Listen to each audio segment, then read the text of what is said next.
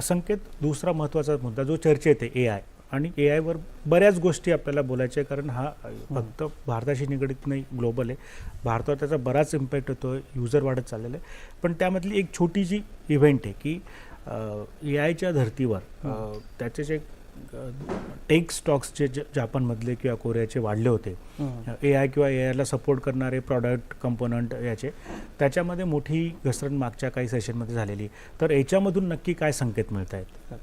तर माझं मत आहे की जे AIमध्ये जी घसरणूक झाली होती त्याचे दोन मेजर कारण आहे. एक तर म्हणजे तुम्ही बोलाल की व्हॅल्युएशन, जे स्टॉकचे व्हॅल्युएशन आहे ते खूप हाय दिसतात आहे, आणि एक म्हणजे ते हेल्दी करेक्शन झालेलं आहे. ते ह्याला मी 3 पार्टामध्ये सांगतो.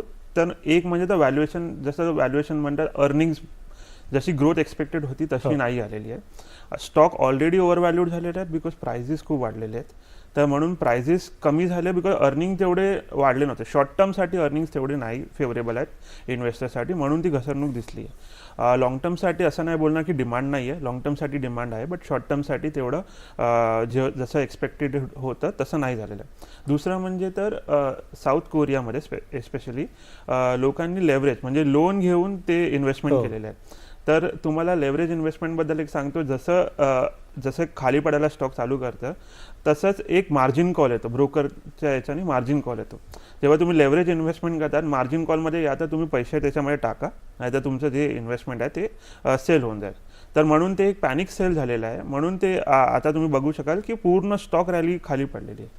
आणि तिसरं म्हणजे तर ते इंडेक्स दोन्ही जपान आणि साऊथ कोरियामध्ये दोन्ही इंडेक्समध्ये 50% जास्त टेक्नॉलॉजी हे जे कंपनीज आहेत AIवाले ते त्या इंडेक्समध्ये त्यांचं वेटेज आहे. तर जर स्टॉक पडणार, इंडेक्स जर 50% जास्त वेट करत आहे तर इंडेक्स त्यांचा ओव्हरऑल इंडेक्स पण पडणार. तर म्हणून हे ऑलरेडी एक रॅलीमध्ये पडलेलं दिसतं आहे.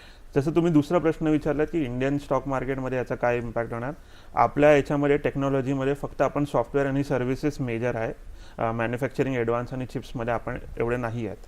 तर आपलं लिमिटेड एक्सपोजर आहे, बट जे ॲडव्हान्स आणि चिप्समध्ये आपलं एक्सपोजर आहे AIसाठी ते खूप लिमिटेड आहे. तर त्यामुळे आपण limited exposure sentiment driven market correction बघू शकतो की तिकडे करेक्शन झालं तर इकडे भारतात पण करेक्शन आहे. बट मेजर मला नाही वाटतं की इंडियामध्ये असं काही करेक्शन बघायला भेटेल. म्हणजे